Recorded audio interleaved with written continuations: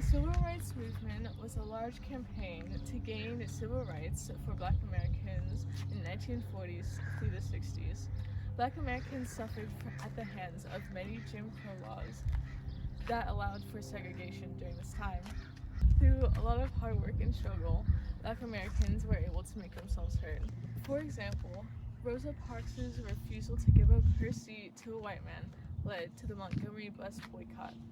The Freedom Riders, who were Black and white activists, protested to end segregation in lunch counters, restrooms, and bus terminals. In 1963, the famous March on Washington occurred with 2,500,000 people. This is where Dr. Martin Luther King Jr. gave his famous I Have a Dream speech. In 1965, Bloody Sunday happened when peaceful protesters were marching from Salem to Montgomery, Alabama. The Alabama governor sent police where they tear gassed and brutally beat the peaceful protesters. Later, MLK fought for the right for peaceful protest, and they gained the right on a federal level. All these peaceful protests were not in vain. For example, in 1957, President Eisenhower signed the Civil Rights Act of 1957 to protect voter rights. In 1964, President Lyndon B. Johnson signed the Civil Rights Act of 1964, which ended discrimination based on race, religion, sex, or nation of origin. In 1968, President Johnson signed the Civil Rights Act of 1968, or the Fair Housing Act. This ended housing discrimination based on race, religion, sex, or nation of origin as well. In the 60s, there's a protest at the Woolworths to end lunch counter segregation. My grandmother was a part of these protests, so we'll be interviewing her today.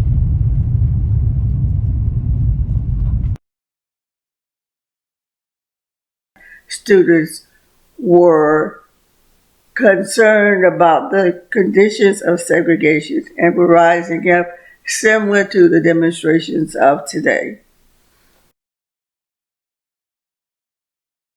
So the idea was to walk softly, walk quietly, and we would walk distances from the campus to the downtown area. And this time we would sing songs such as Ain't Nobody Gonna Turn Me Round. We would sing We Shall Overcome, and we would walk quietly, not being disturbed or not reacting to any kind of derisive actions.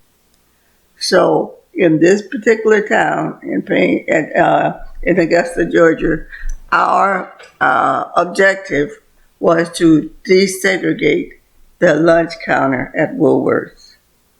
So we would go in and be quiet and just kind of stand around, as it were.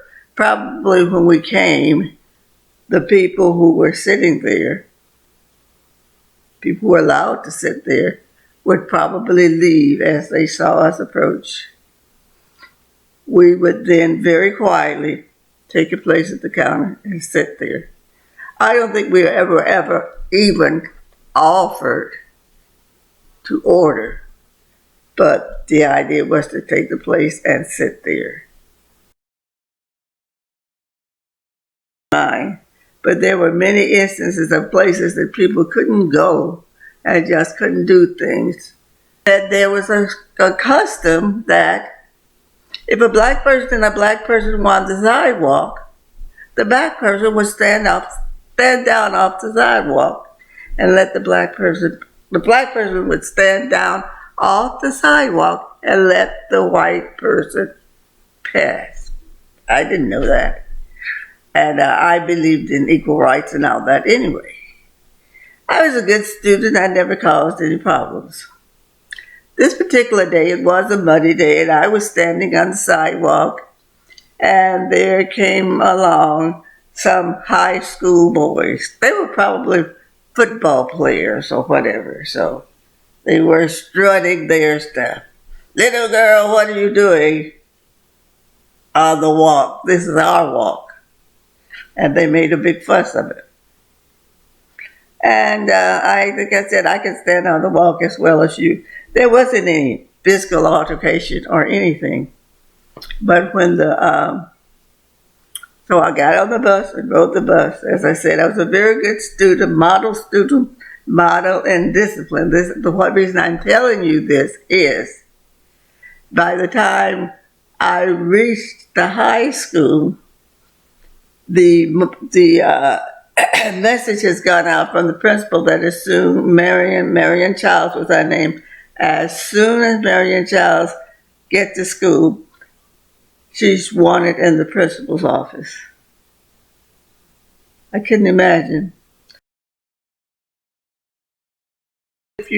Only a few people would, really kind of be friendly. But that's okay. I grew up in a world like that, so that's okay.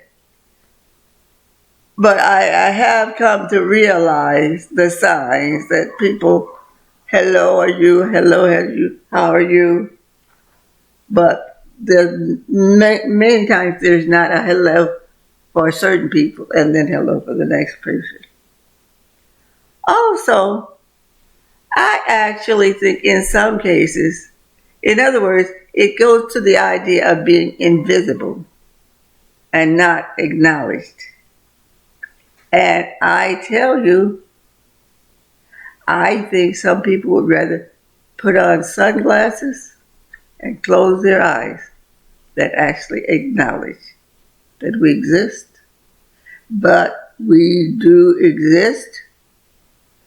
Put us in the same situation to hear the knowledge at the same time. We will flourish. We will do well. We are here to stay.